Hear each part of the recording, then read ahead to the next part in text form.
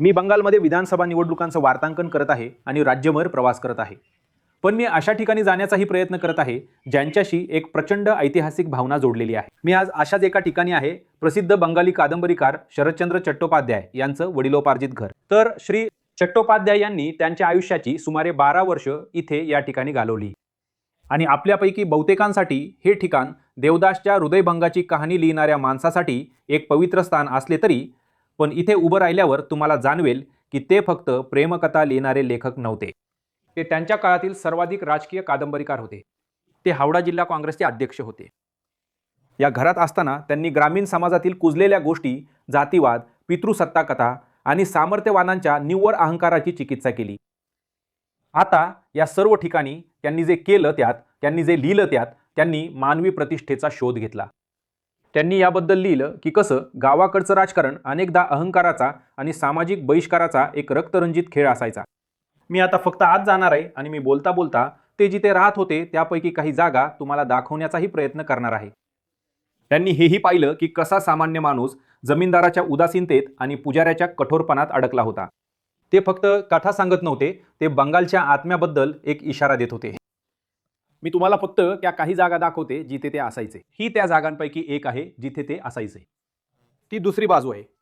मला तिथं एक खुर्ची दिसत आहे, मला एक टेबल दिसत आहे आणि जर मी या बाजूला चालत गेले तर मी तुम्हाला ती जागा सुद्धा दाखवेन जिथे ते हावडा जिल्ह्याचे जिल्हाध्यक्ष म्हणून त्यांची सर्व कामं करायचे. हे दाखवण्यापूर्वी मी तिथेही जाईन.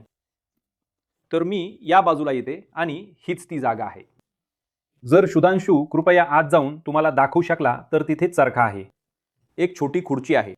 तिथेच ते काँग्रेसचे जिल्हाध्यक्ष म्हणून त्यांच्या सर्व कामांचे संचालन करायचे. आता मी राजकारणाबद्दल का बोलत आहे? मी राजकारणाबद्दल बोलत आहे कारण आम्ही, जसं मी म्हणाले, बंगाल विधानसभा निवडणुकीचं वार्तांकन करत आहोत. आणि आम्ही बंगाल विधानसभा निवडणुकीचं वार्तांकन करत असताना जे घडत आहे ते हे की खूप कुरघोडी सुरू आहे. टीएमसी आणि भाजप या दोन्ही पक्षांमध्ये खूप राजकारण, बयानबाजी वगैरे वगैरे घडत आहे. या सगळ्यात कदाचित जो मुद्दा हरवलाय तो म्हणजे सामान्य माणसाचा. आता मी संपूर्ण बंगालमध्ये फिरले आहे. मी अत्यंत गरीब ठिकाणी गेले आहे. मी पाहिलं आहे की असे लोक आहेत ज्यांना खूप विकासाची गरज आहे, ज्यांना सरकारी योजना प्रत्यक्षात जमिनीवर काम करण्याची गरज आहे आणि ते होत नाहीये. आता जर श्री चट्टोपाध्याय जिवंत असते तर त्यांनी कदाचित त्यांच्या कामांची नजर त्या सगळ्यावर वळवली असती, कारण त्यांचा खरोखर विश्वास होता की सामान्य माणसाला सक्षम करण्याची गरज आहे. आता सध्या तरी ते होताना दिसत नाहीये आणि ही एक अशी गोष्ट आहे की अशी आशा आहे की जसं जसं आपण निवडणुकांकडे जाऊ तसं सामान्य माणसाचे मुद्दे, जे मुद्दे खरंच महत्त्वाचे आहेत, हे अधिक केंद्रस्थानी असतील. आणि जसं आम्ही म्हणालो, आम्ही डिकोडरमध्ये त्या कथा करण्याचा प्रयत्न करत आहोत. तुम्ही आमच्या सोशल मीडिया पेजेसवर जाऊ शकता आणि आम्ही बंगालमधून व इतर ठिकाणाहून केलेल्या सर्व कथा पाहू शकता, जिथे आम्ही त्या सर्व मुद्द्यांवर बोलतो जे या निवडणुकीत लोकांसाठी महत्त्वाचे आहेत.